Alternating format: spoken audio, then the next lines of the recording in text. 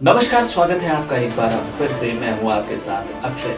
Mafia Atiq Ahmad जब देवरिया की jail में बंद था तो बैरक नंबर 7 से ही इस माफिया का काला साम्राज्य चलता था। दरअसल बैरक नंबर 7 में माफिया अतीक अहमद का दरबार सजता था। ये बात सामने आई है मोहित जायसवाल की पिटाई होने के बाद गठित टीम के द्वारा।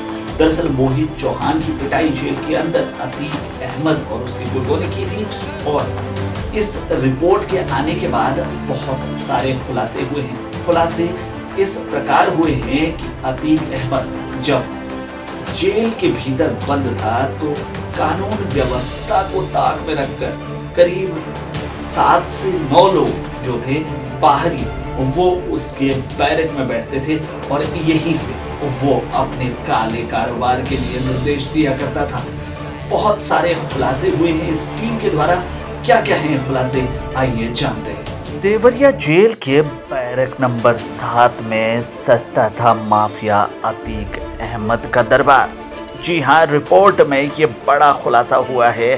दरअसल पूर्व सांसद और माफिया अतीक अहमद द्वारा देवरिया जेल में लखनऊ के व्यापारी मोहित जायसवाल की पिटाई के मामले में गठित जांच टीम की रिपोर्ट सामने आ गई है। इस रिपोर्ट में कई चौंकाने वाले खुलासे हुए हैं। रिपोर्ट की माने तो देवरिया जेल की बैरक नंबर 7 में अतीक अहमद का दरबार लगता था। जेल मैनुअल की धज्जियां उड़ाते हुए रोजाना इस बैरक में 8 से 9 लोग मौजूद रहते थे। मोहित की पिटाई के दिन भी बैरक में 13 बाहरी लोगों के मौजूद रहने की बात सामने आई है। रिपोर्ट की माने तो व्यापारी से मारपीट के बाद जेल प्रशासन के अफसरों ने सीसीटीवी फुटेज से भी छेड़छाड़ करके इसे मिटाने की कोशिश की थी। बैरक जेल कांड की प्रशासन स्तर से जांच में खुलासा हुआ है कि लखनऊ के रियल एस्टेट कारोबारी मोहित जायसवाल का अपहरण कर 26 दिसंबर को जिला जेल में उनकी पिटाई की गई। पिटाई से उनके हाथों की उंगली टूट गई। जैसे ही यह मामला सामने आया तो 31 दिसंबर को डीएम अमित किशोर ने एडीएम प्रशासन राकेश पटेल और एएसपी शिष्यपाल सिंह के नेतृत्व में 6 सदस्यों की टीम गठित की थी।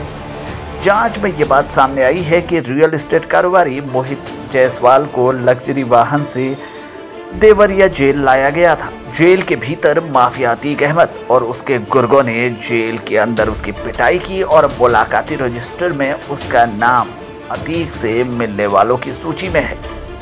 जांच टीम को जेल के सिपाही अनुपम ने बताया कि अतीक से मिलने अक्सर 4-5 लोग आते थे। इसके लिए जेल अधीक्षक मौखिक आदेश देते थे। इस जांच में जेल अधीक्षक और अन्य अधिकारी कर्मचारियों को दोषी बताया गया है।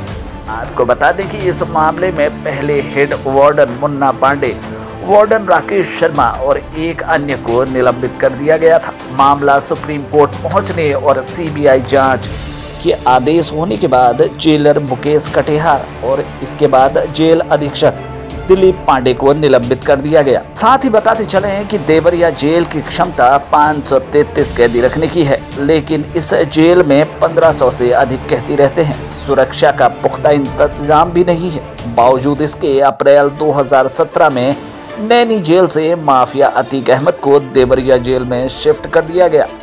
इससे पहले तक देवरिया जेल की शांतिपूर्ण जेलों के रूप में गिनती होती थी। अतीक अहमद के आने के बाद ये हाई प्रोफाइल जेल के रूप में जानी जाने लगी। अतीक के शिफ्ट होने के बाद इस जेल की गिनती भी हाई प्रोफाइल जेल के रूप में होने लगी। जेल के कुछ अधिकारी सख्त होने का प्रयास करने लगे तो उच्च अधिकारियों ने उन्हें नॉर्मल रहने को कहा, जिसके चलते जेल में अतीक का खौफ बढ़ने लगा। यह कहें कि जेल के अंदर का एक एक पत्ता अतीक के इशारे पर हिलता था। यहाँ तक कि जेल के अंदर से मोबाइल से बात होने लगी। 1 साल में लगभग 5 दर्जन मोबाइल और सिम कार्ड मिले।